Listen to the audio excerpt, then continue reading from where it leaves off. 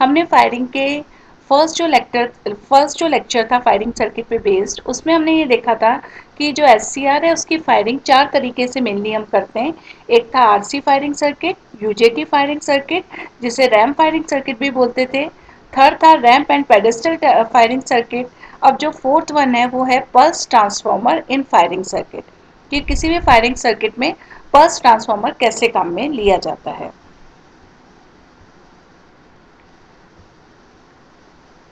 ये pulse transformer इन firing circuit में diagram बताया गया है कि इस तरीके का डायग्राम काम में लेते हैं। इस सर्किट डायग्राम की हम डिटेल देखेंगे कि ये कैसे वर्क करता है। अब जो यहाँ पे पार्ट ये चीज़ जो दिखा रखी है ये है ट्रांसफॉर्मर। ट्रांसफॉर्मर की एक प्राइमरी है और 2 सेकेंडरी वाइंडिंग है, और इसके अंदर एक ट्रांजिस्टर यूज़ लिया है, एनपीएन ट्रांजिस्टर यूज़ लिया है, जिसके अपन मतलब इसका वैसे बेस टर्मिनल है, इसमें यहाँ जी से इंडिकेट किया गया है। इस पॉइंट पे हम पल्सेस देते हैं, ये पल्स हम पल्स ट्रांसफॉर्मर पे अप्लाई करते हैं। आरएल है, एक रेजिस्टेंस लगाया है जिसका पर्पज़ है टू लिमिट द करंट, मतलब इसमें फ्लो होने वाली करंट को ये लिमिट करता है। यहाँ पे हम देख रहे हैं कि जो पल्स ट्रांसफॉर्मर है इसमें 2 सेकेंडरी ली है। एक सेकेंडरी एक एससीआर के गेट और कैथोड के बीच में लगाई गई है, तथा दूसरी सेकेंडरी T2 एससीआर के गेट और कैथोड के बीच में लगाई गई है। तो जब प्राइमरी में वोल्टेज इंड्यूस होते हैं तो इसके कारण सेकेंडरी में भी वोल्टेज इंड्यूस होते हैं, और ये जो वोल्टेज और ये पल्सेस जो मिलती हैं सेकेंडरी में, ये एससीआर को फायर करने के काम में आती है। तो हम इसकी स्टेप बाय स्टेप वर्किंग देखेंगे कि सर्किट में किस तरीके से ये वर्क करता है। पल्स ट्रांसफॉर्मर के पहले सबसे पहले हम पल्स ट्रांसफॉर्मर के बारे में देखेंगे कि पल्स ट्रांसफॉर्मर क्या होता है। Pulse transformer has usually 2 secondaries. Pulse transformer में 2 सेकेंडरी होती है। The turn ratio from primary to secondary is 2:1:1 और 1:1:1, यानी 2:1:1 का मीनिंग है कि जो सेकेंडरी के टर्न्स होते हैं वो प्राइमरी के टर्न्स के हाफ होते हैं, या यूं कह सकते हैं कि जो प्राइमरी के टर्न्स होते हैं वो सेकेंडरी के डबल होते हैं।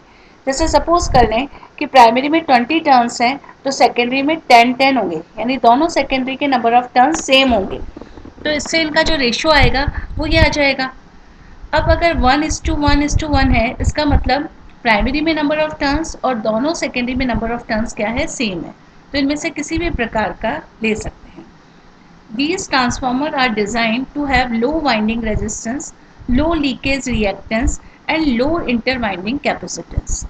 तो जो ये पल्स ट्रांसफॉर्मर काम में दिया है ये इस प्रकार से लेते हैं, इसकी वाइंडिंग का रेजिस्टेंस बहुत कम हो, इसके अलावा इसमें लीकेज रिएक्टेंस बहुत कम हो, और इंटर वाइंडिंग कैपेसिटेंस, मतलब वाइंडिंग जो हम ये इंडक्टर काम में लेते हैं, ट्रांसफॉर्मर की प्राइमरी जो है उसमें कॉइल फॉर्म में हम वायर को लपेटते हैं, तो एक कॉइल और दूसरी कॉइल के बीच में एयर जो रहती है, तो हम कहते हैं कि एक कॉइल का एक टर्न और दूसरा टर्न कैपेसिटर की 2 प्लेटों की तरह वर्क करता है, और एयर एज ए डाइलेक्ट्रिक की तरह वर्क करती है, तो इनके बीच में एक कैपेसिटेंस फॉर्म हो जाती है जिसे हम बोलते हैं इंटर वाइंडिंग कैपेसिटेंस। तो उसकी वैल्यू मिनिमम होनी चाहिए, तो ये रिक्वायरमेंट है किसी भी पल्स ट्रांसफॉर्मर के लिए। अब पल्स ट्रांसफॉर्मर को लेने के कुछ एडवांटेज हैं। The advantage of using pulse transformer in triggering semiconductor devices are. Semiconductor device किसके लिए शब्द काम में लिया है, एससीआर के लिए। एससीआर की फायरिंग करने के लिए हम पल्स ट्रांसफॉर्मर को यूज़ लेते हैं क्योंकि इसके कुछ एडवांटेज हैं। पहला एडवांटेज है the isolation of low voltage gate circuit from high voltage anode circuit. अब हम ये जानते हैं कि एससीआर में एनोड से कैथोड के बीच में फॉरवर्ड बायस लगाया जाता है, तो जो फॉरवर्ड बायस होती है उसकी वैल्यू हाई होती है। गेट पर जो वोल्टेज लगाते हैं हम एससीआर की ट्रिगरिंग के लिए, उन वोल्टेज की वैल्यू बहुत लो होती है, तो गेट पे लगाए जाने वाले लो वोल्टेज और एनोड कैथोड के बीच में लगाए जाने वाले हाई वोल्टेज को आइसोलेट करने के लिए पल्स ट्रांसफॉर्मर काम में आता है। सेकेंड एडवांटेज है द ट्रिगरिंग ऑफ 2 और more devices from the same trigger source. जैसा कि अभी हमने डायग्राम में देखा था कि हमारी प्राइमरी एक है और सेकेंडरी 2 है, और एक सेकेंडरी को एक एससीआर के गेट से जोड़ते हैं और दूसरी सेकेंडरी को दूसरे एससीआर के गेट से जोड़ते हैं, तो एक बार में ही अगर अपन प्राइमरी पे पल्स आती है तो दोनों सेकेंडरी पे पल्स प्रोड्यूस होती है और वो दो एससीआर के गेट को ट्रिगर करती है। यानी सेम सोर्स से अपन दो या दो से ज़्यादा डिवाइसेस को ट्रिगर कर सकते हैं। ये एडवांटेज है पल्स ट्रांसफार्मर को यूज़ लेने का। अब a square pulse at a primary terminals of a pulse transformer may be transmitted at its secondary terminal faithfully as a square wave, or it may be transmitted as a derivative of the input waveform। मतलब अभी अपन ने diagram में देखा था कि pulse transformer की primary पे हम स्क्वायर वेव देते हैं, तो जो आउटपुट में ट्रिगर पल्स मिलती है दोनों सेकेंडरीज पर, वो या तो एज जैसी इनपुट है वैसी की वैसी ही आउटपुट मिलेगा, यानी स्क्वायर वेव फेथफुली हमको सेकेंडरी टर्मिनल्स में मिलती है, या ये मतलब स्क्वायर वेव ना मिलकर इनपुट वेवफॉर्म का डेरिवेटिव भी हमको गेट पे मिल सकता है। दोनों में से एक प्रकार की वेव मिलेगी, या तो जैसा स्क्वायर वेव दे रहे हैं स्क्वायर वेव ही सेकेंडरी पे मिलेगी, या उसका डेरिवेटिव इनपुट वेवफॉर्म का डेरिवेटिव हमको गेट पे मिलेगा। Here the function of the diode is to allow the flow of current after the pulse period। यहाँ पे प्राइमरी के पैरेलल में एक डायोड लगाया है। उस डायोड का पर्पज़ ये है कि जब ट्रांजिस्टर ऑफ होता है, when the transistor is off, so that energy stored in the primary of pulse transformer is dissipated। यानी जब ट्रांजिस्टर ऑफ होता है तो उस समय जो एनर्जी प्राइमरी ने स्टोर की है वो एनर्जी इस डायोड के थ्रू डिसिपेट हो जाती है, इसलिए इस डायोड को लगाया गया है। मतलब जो एनर्जी जब पॉजिटिव हाफ साइकिल आता है पल्स का, तब हमारा ट्रांजिस्टर ऑन होता है और ये एनर्जी स्टोर हो जाती है प्राइमरी ऑफ द सेकेंडरी में, प्राइमरी ऑफ द ट्रांसफार्मर की प्राइमरी में ये एनर्जी स्टोर हो जाती है। लेकिन जब नेगेटिव हाफ साइकिल आता है तब हमारा ट्रांजिस्टर ऑफ रहता है। उस समय जो हमारा प्राइमरी है ट्रांसफार्मर की, उसने जो एनर्जी स्टोर की है वो डिसिपेट कर देता है डायोड के अक्रॉस, इसलिए हमने ये डायोड यहाँ पे काम में लिया है। जैसा कि हमने फिगर में देखा था, जो ट्रांजिस्टर है वो ट्रांजिस्टर के थ्रू हम पल्सेस अप्लाई कर रहे हैं। तो यहाँ पे in figure the transistor is acting simply as a switch, turning on when the pulse applied to its base is at its high level. यानी जब पॉजिटिव पल्स इसके बेस पे आएगी ट्रांजिस्टर के तो ये ऑन हो जाएगा, thereby connecting the DC wires VB to the transform primary, और डीसी वायर्स वीबी को ट्रांसफार्मर की प्राइमरी से कनेक्ट करेगा। अब जब पल्स नेगेटिव गोइंग पल्स आएगी तब हमारा ट्रांजिस्टर क्या रहता है, ऑफ रहता है। तो इसलिए हमने ये ट्रांजिस्टर का यहाँ पे पर्पज़ है केवल ऑन ऑफ स्विच की तरह ही आता है। इसका पर्पज़ है जो पल्सेस आ रही हैं उनको प्राइमरी पे अप्लाई करना डीसी बायस वीबी के साथ। अब जो ये अरेंजमेंट हमने किया है इसका एडवांटेज है, advantage of this arrangement are twofold, दो एडवांटेज है। फर्स्ट है there need not be a variable strength pulse generator. यहाँ पे वेरिएबल स्ट्रेंथ के पल्स जनरेटर की आवश्यकता नहीं है। क्यों नहीं है? Since the pulses may be of the same amplitude and the strength of the generated pulse may be increased simply by varying the DC bias voltage।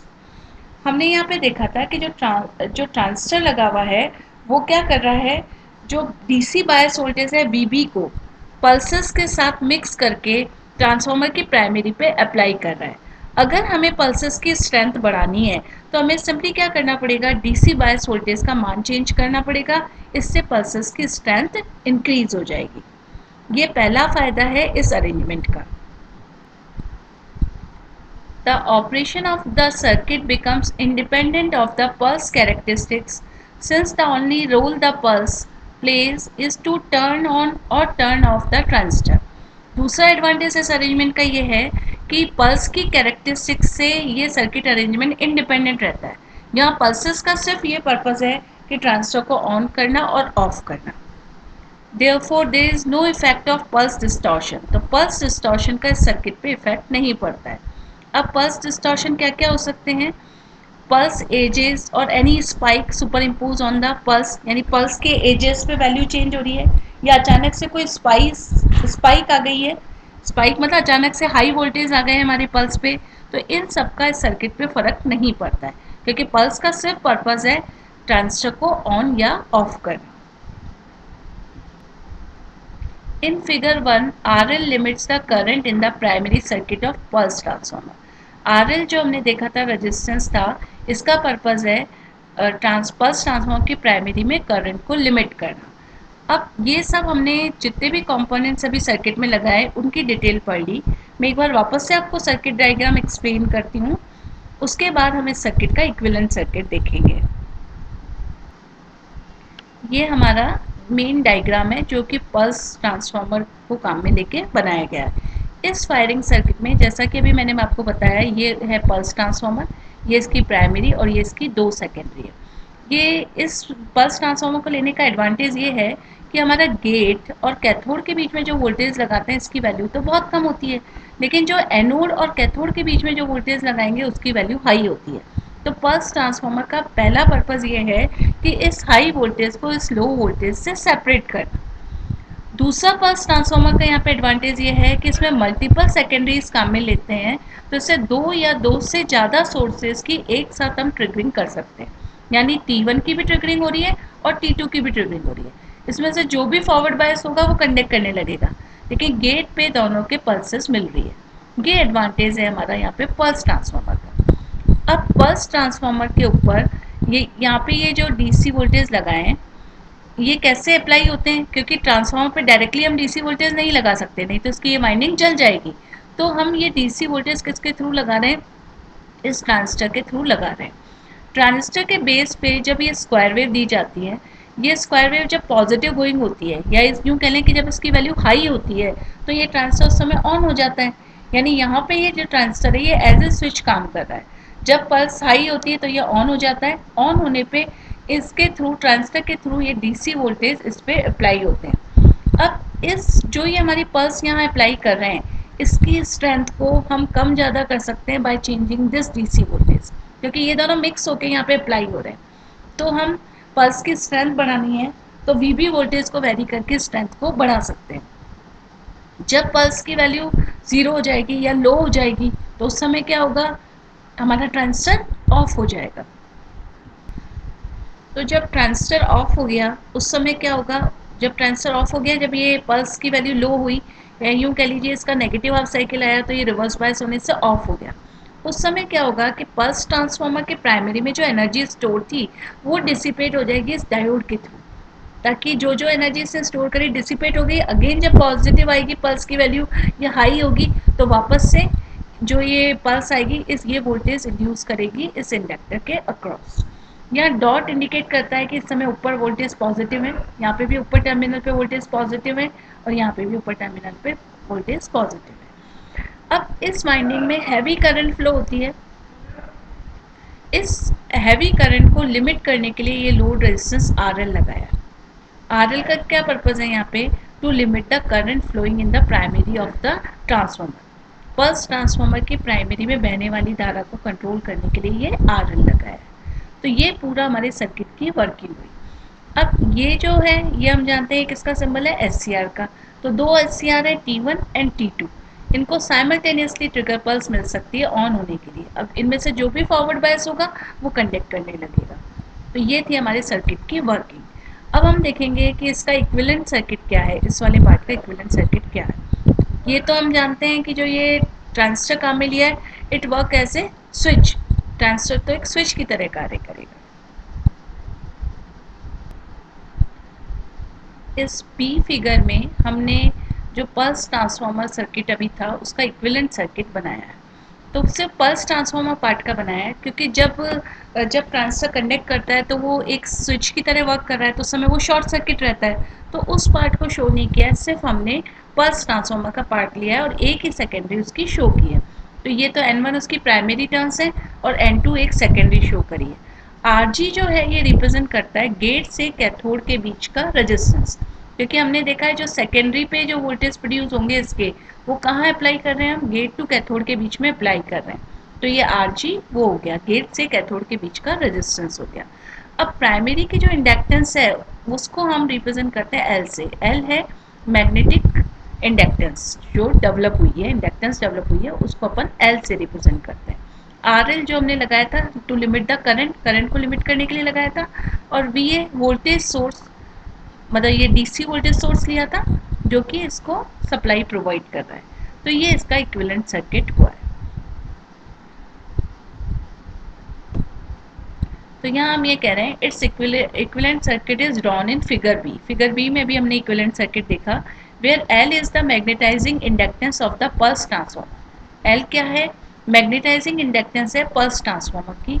And R G is the resistance of gate cathode circuit of an S C R. S C R के gate से cathode के बीच का resistance किससे represent कर रहे हैं हम? आर जी से। अब अगर हम जो Rg है, Rg रेजिस्टेंस है, इसको हम, ये सेकेंडरी साइड है, इसको अगर हम प्राइमरी में ट्रांसफर करें, यानी सेकेंडरी के रेजिस्टेंस को अगर प्राइमरी में रेफर करें, तो हमारा जो इक्विवेलेंट सर्किट होगा और उसका इक्विवेलेंट रेजिस्टेंस होगा वो इस प्रकार से होगा। अगर उसको प्राइमरी में कर रहे हैं अपन रेफर, तो ये हो जाएगा R1 is equals to N1 upon N2 का square multiply bye N1 upon N2 का whole square multiply by Rg। ये कब? जब हम Rg को रेफर कर रहे हैं प्राइमरी साइड। तो अब इसका इक्विवेलेंट सर्किट मैं आपको फिगर सी में बता रही हूँ। तो यहाँ हमने क्या देखा कि जो ये Rg था, इसको हम रेफर कर रहे हैं प्राइमरी साइड। तो प्राइमरी साइड रेफर करते हैं तो इसकी नई वैल्यू जो हो जाती है वो हो जाती है R1 N1 अपॉन N2 का whole square multiply by Rg। तो ये हमने क्या करा, इस पार्ट को रिप्लेस कर दिया इस रेजिस्टेंस से R1 से। L प्राइमरी की मैग्नेटिक इंडक्टेंस है, उसको L से रिप्रेजेंट किया, और VB और RL है। अब अपन इस सर्किट का वापस से एक और इक्विवेलेंट सर्किट लगाएंगे। तो उसके लिए अगर हम थेवेनिन थ्योरम अप्लाई करते हैं, तो थेवेनिन थ्योरम में हमने देखा था कि थेवेनिन थ्योरम में क्या होता है कि वोल्टेज सोर्स को शॉर्ट सर्किट कर देते हैं और करंट सोर्स को ओपन सर्किट करते हैं, फिर टोटल रेजिस्टेंस निकालते हैं। तो यहाँ पे ये वोल्टेज सोर्स है, इसको अगर हम शॉर्ट सर्किट कर देंगे तो हम देखेंगे कि RL और R1 एक दूसरे के क्या आ गए? पैरेलल में आ गए। तो हमने अगर इनका पैरेलल को रेजिस्टेंस को RO से रिप्रेजेंट किया, तो V और वोल्टेज थेवेनिन वोल्टेज हो गए VO, तो VO लिख दिया यहाँ पे, और RO क्या है? रेजिस्टेंस लिख दिया, जो कि RL और R1 का पैरेलल कॉम्बिनेशन है। और ये inductance L as it is रहने दी A से B पॉइंट के बीच में। तो ये इसका फर्दर थेवेनिन इक्विवेलेंट सर्किट हो गया। तो ये अभी हमने देखे पल्स ट्रांसफार्मर फायरिंग सर्किट के equivalent circuit. It is seen that for a step rise in input voltage, the pulse transformer output is a positive pulse। यानी अभी हमने देखा कि अगर इनपुट वोल्टेज में स्टेप वोल्टेज राइज हो रहा है, मतलब इस तरह से आ रहा है, स्टेप वोल्टेज आ रही है और राइजिंग साइड ली है अपन ने, तो आउटपुट में कैसे मिलेगी? पॉजिटिव पल्स आई है। In other words, the input signal is transmitted as a derivative of input waveform for a step rise। मतलब अगर इनपुट वेवफॉर्म स्टेप वेवफॉर्म है तो उसका डेरिवेटिव हमको आउटपुट में मिलेगा।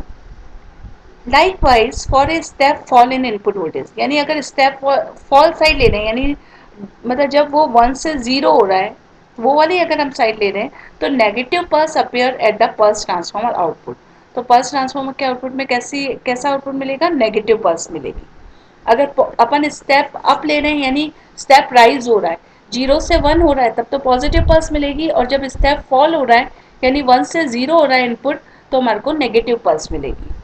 The operation of the pulse transformer in this mode can be achieved by using a small value of L। यहाँ पे हम L की वैल्यू क्या रखी जाती है? इस समय स्मॉल रखी जाती है। L क्या थी? Magnetisation inductance of the primary of pulse transformer. Pulse transformer की प्राइमरी की इंडक्टेंस को हमने L से रिप्रेजेंट किया था। अब स्मॉल वैल्यू कैसे लेंगे? That is by using an air core for the pulse transformer. Pulse transformer में किस तरह की कोर ले ली? एयर कोर ले ली, तो एल की वैल्यू हमें क्या होगी? स्मॉल प्राप्त होगी। It can thus be inferred from above that the deciding factor in the wave shape of the output pulse from a pulse transformer is inductance। यानी पल्स ट्रांसफार्मर के आउटपुट में कैसी वेव शेप मिलेगी, ये कौन decide करता है? इसकी इंडक्टेंस एल डिसाइड करती है कि हमें कैसी वेव फॉर्म आउटपुट में मिलेगी। If the pulse transformer has large inductance, the pulses are faithfully reproduced, and if the inductance is small, the pulses are exponentially decaying pulses। यानी पल्स ट्रांसफार्मर की inductance अगर ज़्यादा होगी तो हमें जो पल्सेस है वो फेथफुली रिप्रोड्यूस होगी, मतलब जैसा इनपुट पल्स दे रहे हैं वैसी ही आउटपुट में मिलेगी। यानी इनपुट में हम स्क्वायर वेव दे रहे हैं तो आउटपुट में भी स्क्वायर वेव मिलेगी। अगर inductance, if the inductance is small, the pulses are exponentially decaying pulse। अगर इंडक्टेंस की वैल्यू कम है तो पल्सेस हमको जो मिलेगी वो एक्सपोनेंशियली डीके होंगी, मतलब एक्सपोनेंशियली उनका मान क्या होगा? कम होगा। अभी मैं आपको पल्स दिखाती हूँ कि कैसा आउटपुट मिलेगा। The negative going pulse can be easily remove by using A clipper. अब जैसा कि हमने यहाँ देखा था कि ट्रांजिस्टर से पॉजिटिव पल्स आएगी तभी ऑन होगा, अदरवाइज ट्रांजिस्टर क्या रहेगा, ऑफ रहेगा। तो यहाँ पे जो नेगेटिव गोइंग पल्सेस अगर हमको मिलती है तो उसको क्लिपर की मदद से हटा देंगे। क्लिपर वो सर्किट है जो वेवफॉर्म के कुछ पार्ट को कट करता है, चाहे हाफ पार्ट को करेगा या वन फोर्थ को करेगा, यानी वेवफॉर्म के कुछ पार्ट को काटता है। तो यहाँ क्लिपर क्या करेगा, नेगेटिव गोइंग पल्सेस को रिमूव कर देगा। अब यहाँ पे जैसे हमने वेवफॉर्म शो की है, ये हमारे इनपुट वेवफॉर्म है, मतलब हमने कहा स्क्वायर वेव है, इसकी वैल्यू थी लो, अब यहाँ पे क्या हो गई, हाई हो गई, वापस से यहाँ पे लो हो गई। तो इस तरह की स्क्वायर वेव हमको 1010 के फॉर्म में इनपुट पे हमने दी। अगर हमारी इंडक्टेंस की वैल्यू हाई है तो हमने कहा फेथफुली रिप्रोड्यूस होगी, यानी जो हमारे गेट टू कैथोड के बीच में जो पल्स मिलेगी वो फेथफुली रिप्रोड्यूस होगी, यानी जैसा इनपुट देंगे वैसा ही आउटपुट मिलेगा। तो हाई इंडक्टेंस के लिए तो अभी अपन देख रहे हैं इनपुट ऐसा दे रहे हैं, सेम इनपुट जैसा हमारे को क्या मिल रहा है, आउटपुट मिल रहा है, स्क्वायर वेव आउटपुट में मिल रही है। अब अगर हमारी L की वैल्यू लो है तो हम देखेंगे कि एक्सपोनेंशियली डीके वेवफॉर्म मिलती है, यानी जब ये हाई गया, लो टू हाई गया, तो हमारी पल्स भी हाई गई, लेकिन वो जीरो, जैसे इसमें तो जीरो यहाँ पे आके हो रही है, लेकिन यहाँ पे जीरो क्या होगा, धीरे धीरे एक्सपोनेंशियली डीके होकर जीरो हो रही है। तो इस तरह की पल्स मिलेगी अगर इंडक्टेंस की वैल्यू लो है। अब इसमें जब ये वैल्यू स्टेप की वैल्यू क्या हो रही है, 1 से 0 हो रही है, स्टेप फॉल हो रहा है, तो हम जानते हैं कि उस समय हमें नेगेटिव गोइंग पल्स मिली, तो इस समय हमको यहाँ पे नेगेटिव गोइंग पल्स मिल गई। वापस जब ये स्टेप राइज हो रही है, यानी 0 से 1 हो रही है, तो पॉजिटिव गोइंग पल्स मिली, वापस यहाँ नेगेटिव। तो इस तरह की अपने को गेट टू कैथोड के बीच में पल्सेस मिलेगी। इनमें से जो ये नेगेटिव पल्सेस हैं, ये वाली जो नेगेटिव पल्सेस हैं, इनको क्लीपर सर्किट के द्वारा हम रिमूव कर लेंगे, तो सिर्फ पॉजिटिव पल्स हमारे गेट टू कैथोड के बीच में अप्लाई होगी। तो इस तरीके से pulse transformer firing circuit work करता है।